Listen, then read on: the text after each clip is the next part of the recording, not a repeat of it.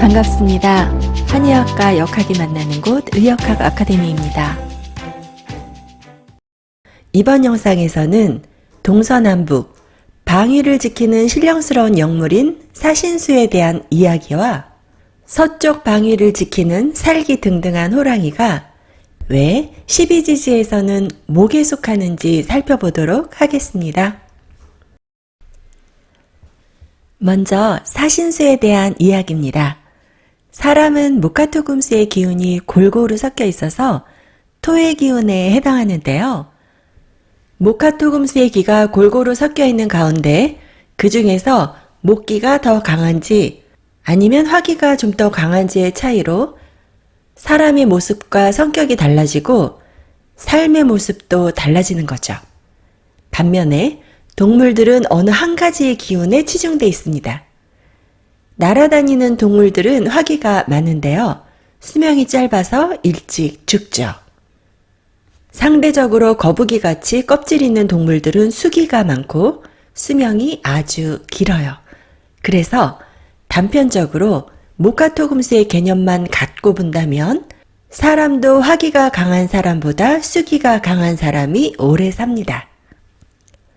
동서남북 네 방위의 동물들을 배치할 때는 수기가 강한 동물들이 수의 방위 북쪽에 배치가 되는데요. 껍데기가 있는 동물들이죠. 껍데기가 아주 단단한 현무가 우두머리가 됩니다. 수의 색은 검은색이라서 검을 현자를 써서 현무라는 상징적인 동물을 만들었던 것인데 북쪽에 있어서 북현무라고 합니다. 수에서 목기로 넘어가면서 껍데기가 점점 작아져서 비늘로 바뀌게 됩니다. 그래서 비늘 가진 동물이 목에 배속되는데 용이 그 우두머리가 되고 동쪽의 색은 청색이라서 동청룡이라고 하죠.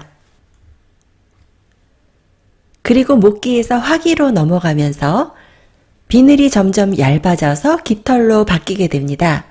깃털을 가진 날아다니는 짐승들이 화에 배속되는 것이죠.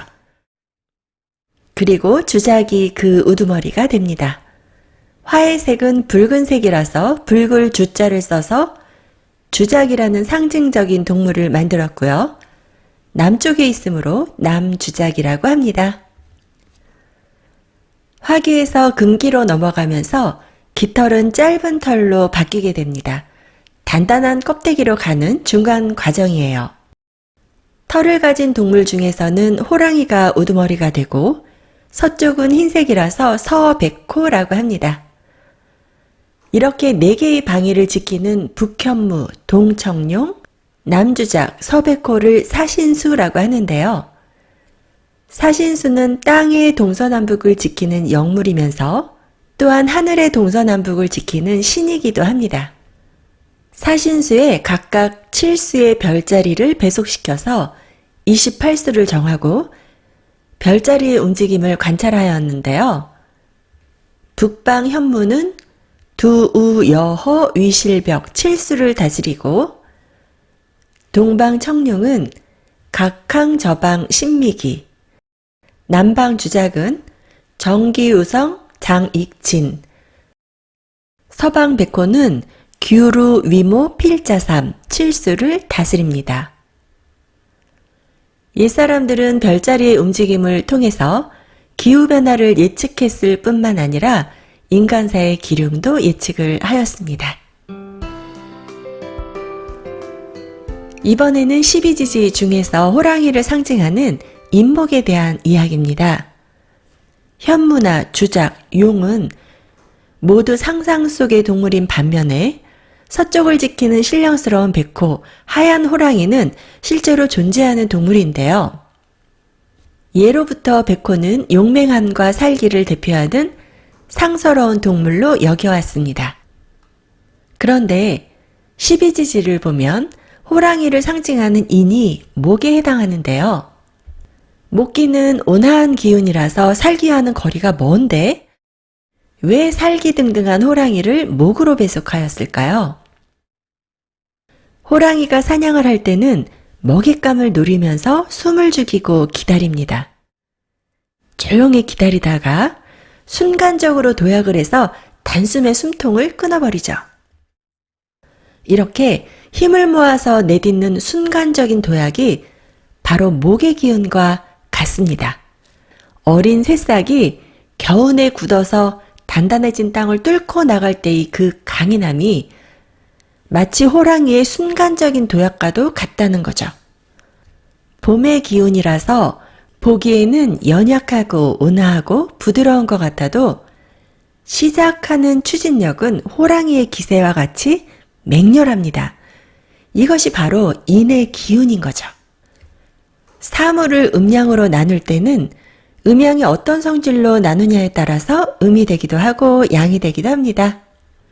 하늘과 땅을 높다 낮다의 성질로 나누면 하늘은 높으니까 양, 땅은 낮으니까 음에 해당되지만 땅과 바다를 단단하다, 부드럽다의 성질로 나누면 단단한 땅은 양, 부드러운 바다는 음에 해당하는 것처럼 사물을 목화토금수로 나눌 때에도 어떤 성질을 보고 나누느냐에 따라서 목에 해당하기도 하고 정반대 성질인 금에 해당하기도 합니다.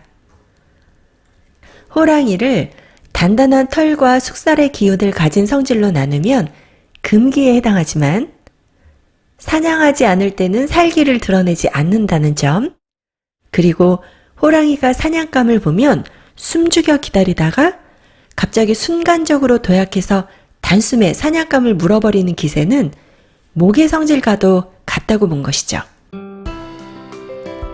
이렇게 사물의 다양한 성질을 오행에 배속해서 정리한 것이 오행배속표인데요.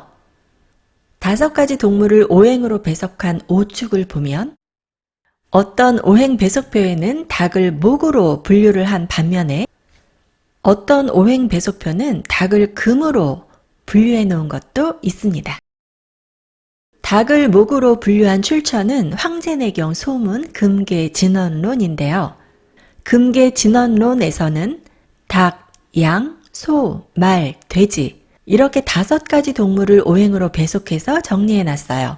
한열조습으로 봤을 때 닭고기의 성질은 온합니다. 따뜻한 성질이에요. 그리고 새벽을 열면서 하루를 일찍 시작하는 닭의 기운이 목기와도 같다고 해서 목으로 분류를 했고요. 반면에 닭을 금으로 분류한 출처는 황제내경 영추 오미론입니다. 오미론에서는 개, 양, 소, 닭, 돼지 5가지 동물들의 맛을 구별해서 오행에 배속했는데 그 중에서 닭고기의 맛은 매운맛이고 매운맛은 금에 속하므로 닭을 금으로 분류한 것이죠. 그리고 12지지를 보면 닭이 금의 자리에 있습니다. 유금, 닭 유자입니다. 엄마 닭이 새끼 병아리를 몰고 가는 걸 보신 적이 있나요? 보기만 해도 마음 따뜻해지는 모습인데요.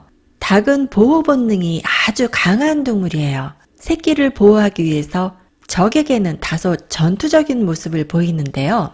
투개, 닭싸움은 생각보다 아주 맹렬하고 처절하죠.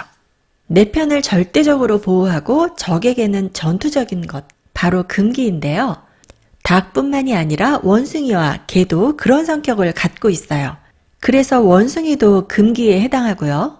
원숭이 신금이죠. 개는 토에 해당하는데 토 중에서도 금의 방위에 해당하는 토가 되는 거죠. 술토. 이렇게 사물을 어떤 성질로 구분하느냐에 따라서 목이 되기도 하고 금이 되기도 하고 때로는 화나 수, 토가 되기도 합니다.